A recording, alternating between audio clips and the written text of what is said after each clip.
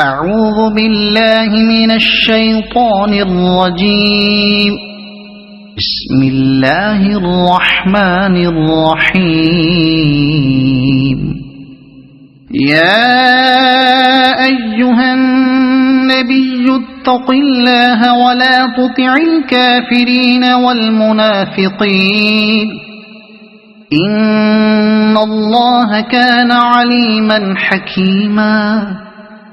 واتبع ما يوحى إليك من ربك إن الله كان بما تعملون خبيرا. وتوكل على الله وكفى بالله وكيلا. ما جعل الله لرجل من قلبين في جوفه وما جعل أزواجكم اللائي تظاهرون منهن أمهاتكم وما جعل أدعياءكم أبناءكم ذلكم قولكم بأفواهكم والله يقول الحق وهو يهدي السبيل. ادعوهم لآبائهم هو أقسط عند الله فإن لم تعلموا آباءهم فإخوانكم في الدين ومواليكم وليس عليكم جناح فيما أخطأتم به ولكن ما تعمدت قلوبكم وكان الله غفورا رحيما. النبي أولى بالمؤمنين من أنفسهم وأزواجه أمهاتهم وأولو الأرحام بعضهم أولى ببعض في كتاب الله من المؤمنين والمهاجرين إلا أن تفعلوا إلى أوليائكم معروفا كان ذلك في الكتاب مسطورا. وإذ أخذنا من النبيين ميثاقهم ومنك ومن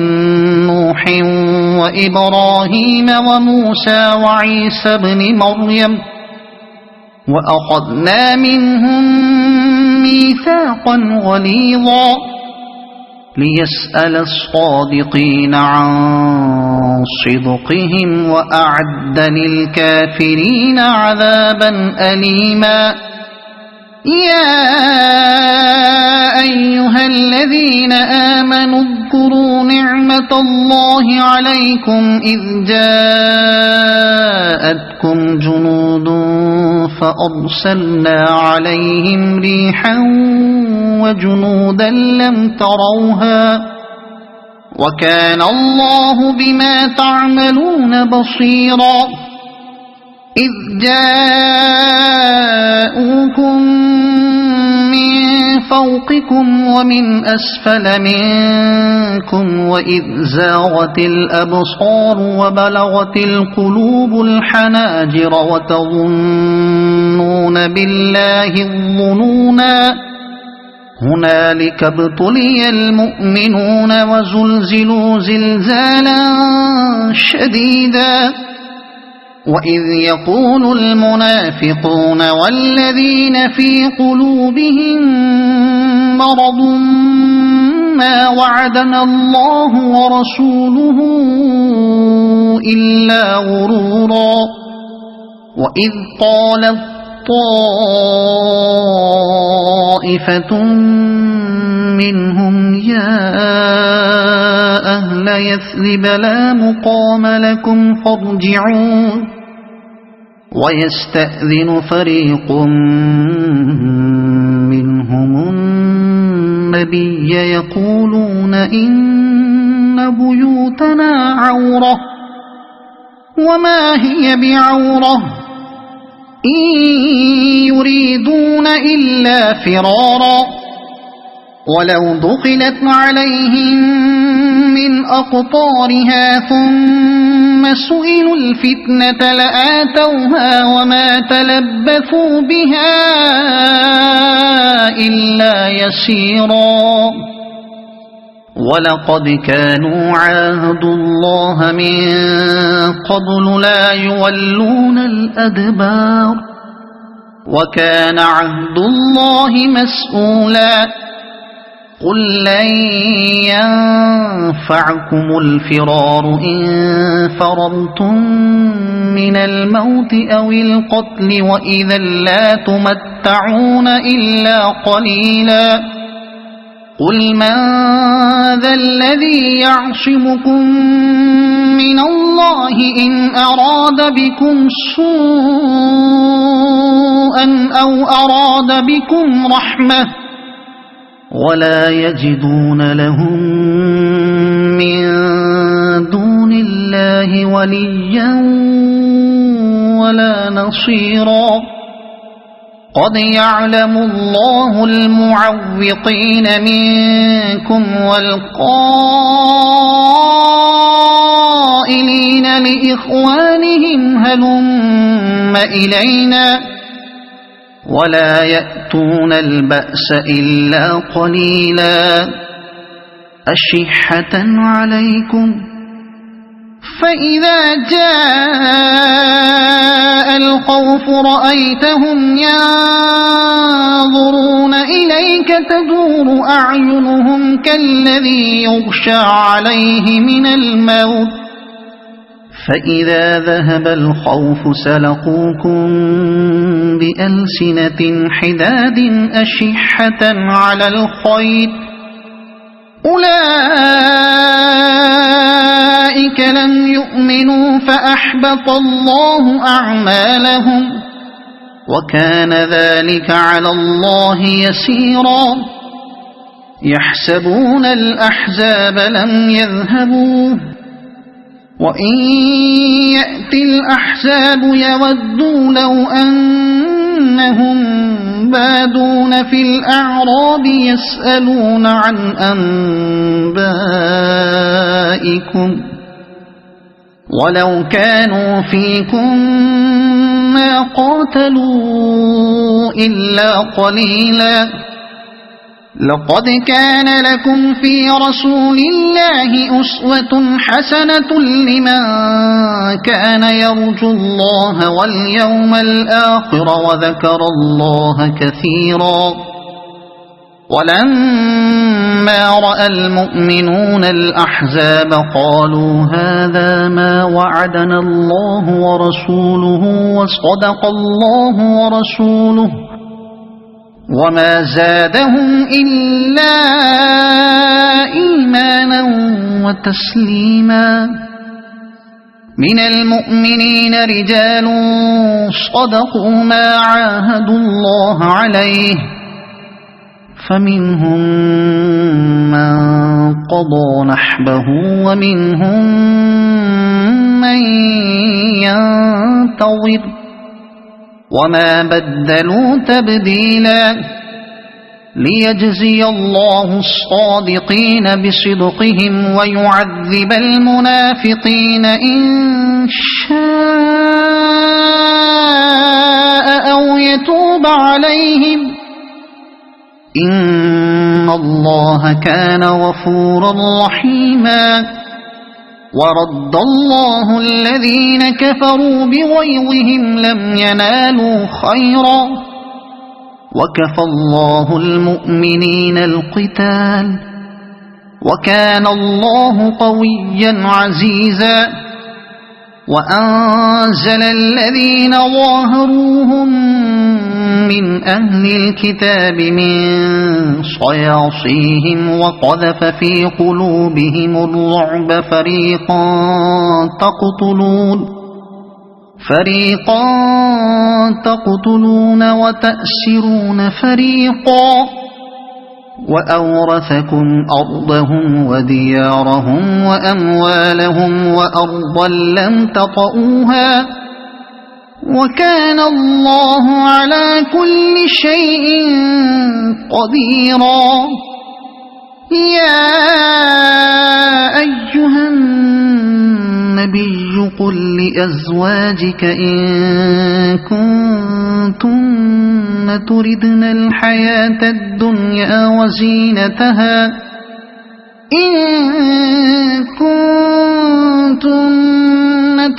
الحياة الدنيا وزينتها فتعالين أمتعكن وأسرحكن سراحا جميلا وإن كنتن تردن الله ورسوله والدار الآخرة فإن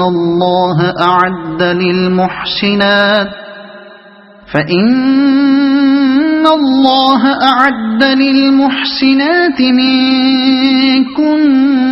أجرا عظيما يا نساء النبي من يأت منكن بفاحشة مبينة يضاعف لها العذاب ضعفين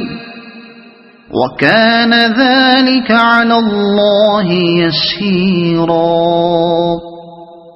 ومن يقنت منكن لله ورسوله وتعمل صالحا نؤتها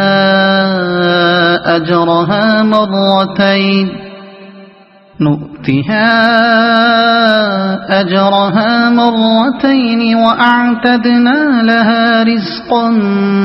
كريما يا نساء النبي لستن كأحد من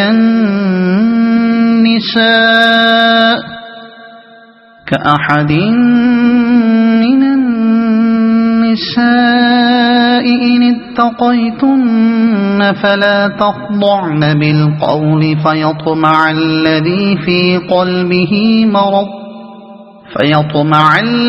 في قلبه مرض وقلن قولا معروفا وقرن في بيوتكن ولا تبرجن تبرج الجاهلية الأولى وأقمنا الصلاة وآتينا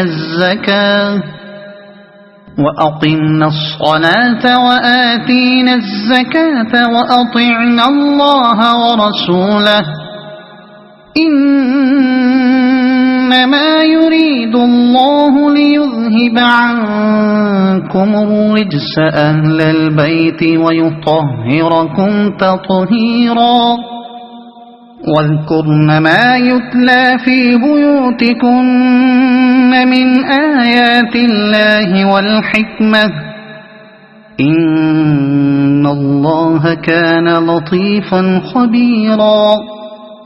إن المسلمين والمسلمات والمؤمنين والمؤمنات والقانتين والقانتات والصادقين والصادقات والصابرين والصابرات والخاشعين والخاشعات والمتصدقين والمتصدقات والصائمين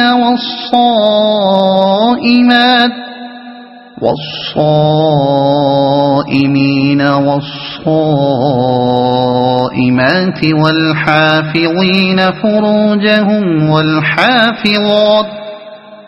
والحافظين فروجهم والحافظات والذاكرين الله كثيرا والذاكرات أعد الله لهم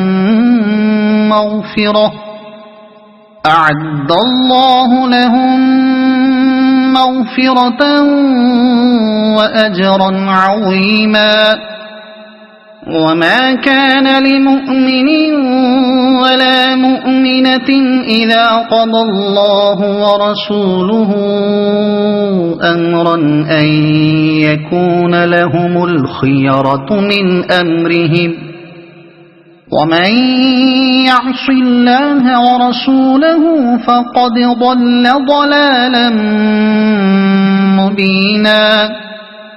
وإذ تقول للذي أنعم الله عليه وأنعمت عليه أمسك عليك زوجك واتق الله وتخفي في نفسك ما الله مبديه وتخشى الناس والله أحق أن تخشاه. فلما قضى زيد منها وطرا زوجناكها لكي لا يكون على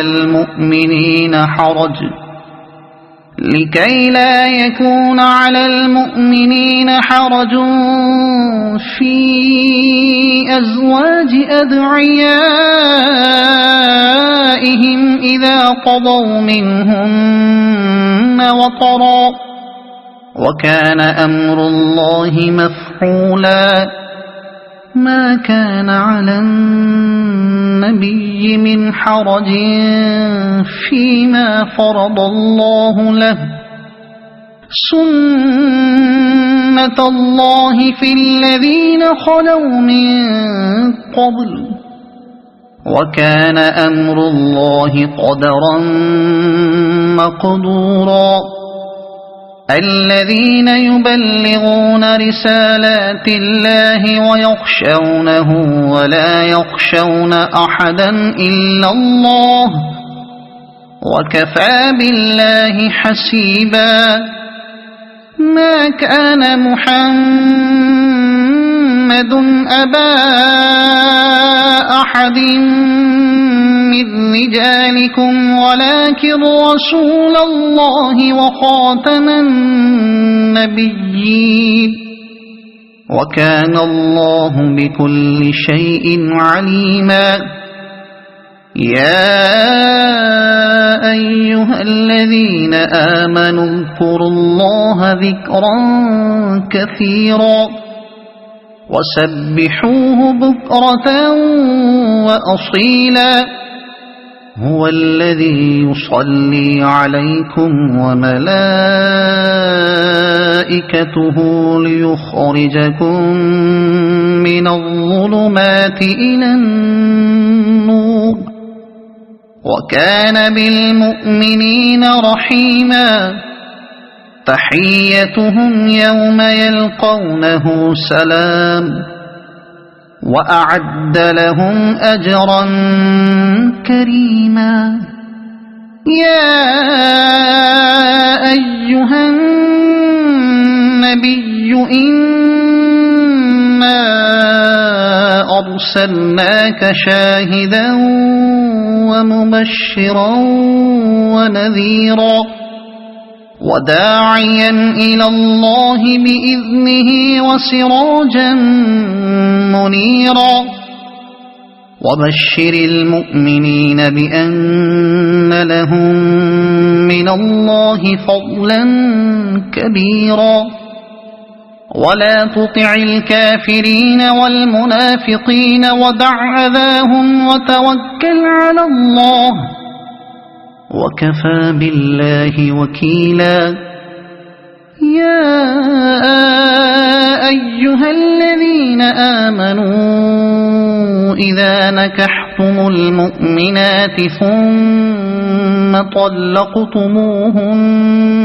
من قبل أن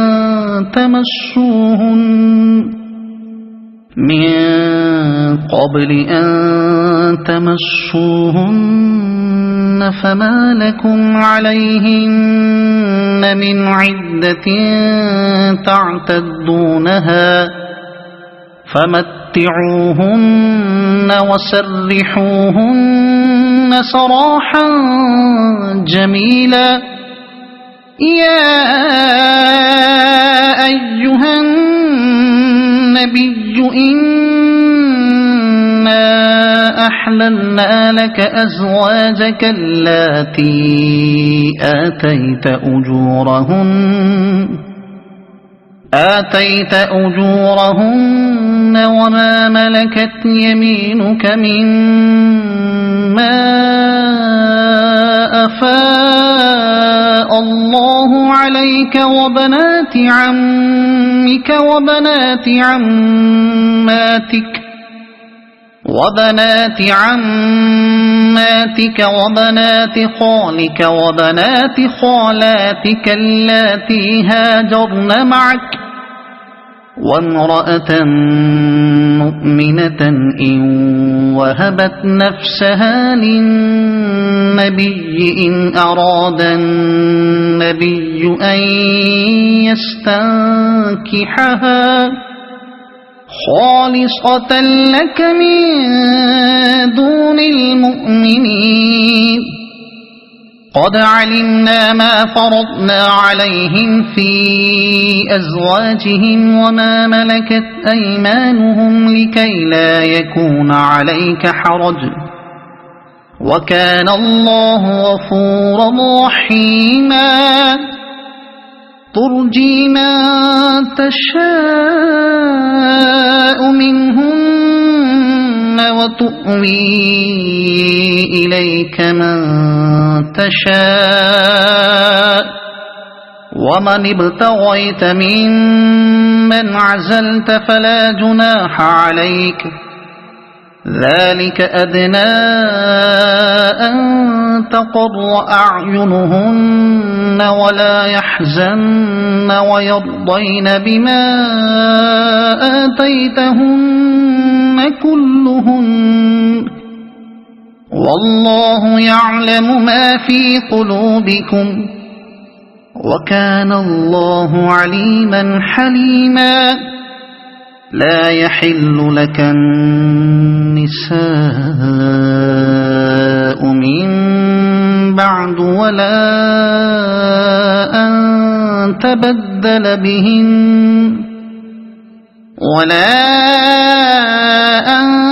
تبدل بهن من أزواج ولو أعجبك حسنهن إلا ما ملكت يمينك وكان الله على كل شيء رقيبا يا أيها الذين آمنوا لا تدخلوا بيوت النبي إلا أن يؤذن لكم إلى طعام غير ناظرين إناه ولكن إذا دعيتم فادخلوا فإذا طعمتم فانتشروا ولا مستأنسين لحديث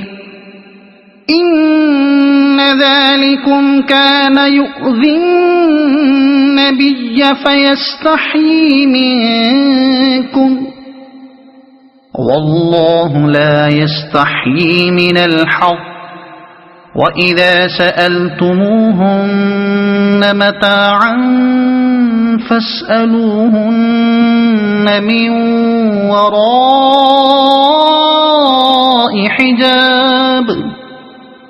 ذلكم أطهر لقلوبكم وقلوبهن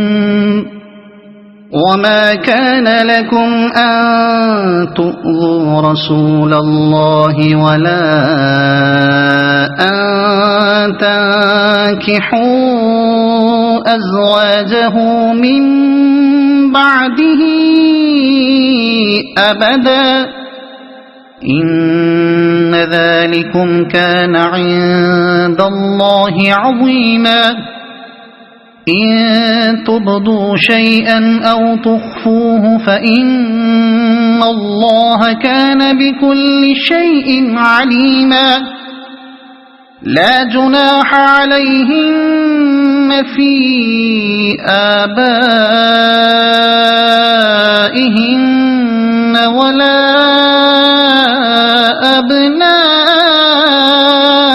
أبنائهن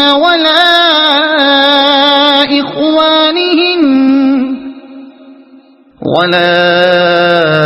إخوانهن ولا أبناء إخوانهن ولا أبناء أخواتهن ولا أبناء أخواتهن ولا نسائهن ولا ما ملكت أيمانهن واتقين الله إن الله كان على كل شيء شهيدا إن الله وملائكته يصلون على النبي يا أيها الذين آمنوا صلوا عليه وسلموا تسليما إن الذين يؤذون الله ورسوله لعنهم الله في الدنيا والآخرة وأعد لهم عذابا مهينا والذين يؤذون المؤمنين والمؤمنات بغير ما اكتسبوا فقد احتملوا بهتانا وإثما مبينا يا أيها النبي قل لأزواجك وبناتك ونساء المؤمنين يدنين عليهن من جلابيبهن ذلك أدنى أن يعرفن فلا يؤذين وكان الله غفورا رحيما لئن لم ينته المنافقون والذين في قلوبهم مرض والمرجفون في المدينة لنغرينك بهم ثم لا يجاورونك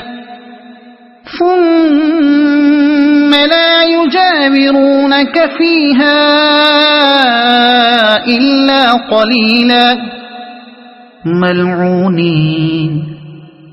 أينما ثقفوا أخذوا وقتلوا تقتيلا سنة الله في الذين خلوا من قبل ولن تجد لسنة الله تبديلا يسألك الناس عن الساعة قل إنما علمها عند الله وما يدريك لعل الساعة تكون قريبا إن الله لعن الكافرين وأعد لهم سعيرا خالدين فيها أبدا لا يجدون وليا ولا نصيرا يوم تقلب وجوههم في النار يقولون يا ليتنا أطعنا الله وأطعنا الرسولا وقالوا ربنا إنا أطعنا سادتنا وكبراءنا فأضلونا السبيلا ربنا آتهم ضعفين من العذاب والعنهم لعنا كبيرا يا أيها الذين آمنوا لا تكونوا كالذين آذوا موسى فبرأه الله مما قالوا وكان عند الله وجيها يا أيها الذين آمنوا اتقوا الله وقولوا قولا سديدا يصلح لكم أعمالكم ويغفر لكم ذنوبكم ومن يطع الله ورسوله فقد فاز فوزا عظيما إنا عرضنا الأمانة على السماوات والأرض والجبال فأبين أن يحملنها وأشفقن منها وحملها الإنسان إنه كان ظلوما جهولا ليعذب الله المنافقين والمنافقات والمشركين والمشركات ويتوب الله على المؤمنين والمؤمنات وكان الله غفورا رحيما صدق الله العظيم.